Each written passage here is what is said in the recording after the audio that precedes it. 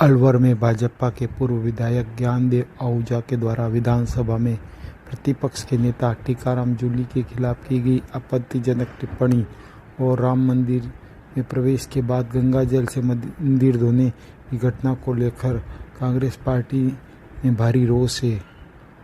बांसवाड़ा जिला कांग्रेस कमेटी ने ज्ञानदेव आहूजा का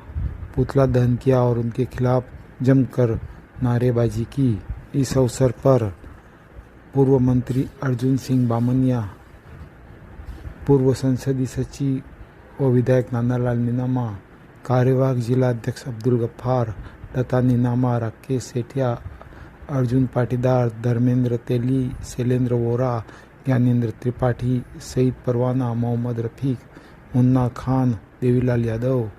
आसिफ मुस्तफ़ा खान, महेंद्र परमार, देवबाला राठौड़, नवाब फौजदार, मिलन चाहिल, सुभाष नीनामा, भरत यादव, नीना शर्मा, चंदा डामोर, जवेरी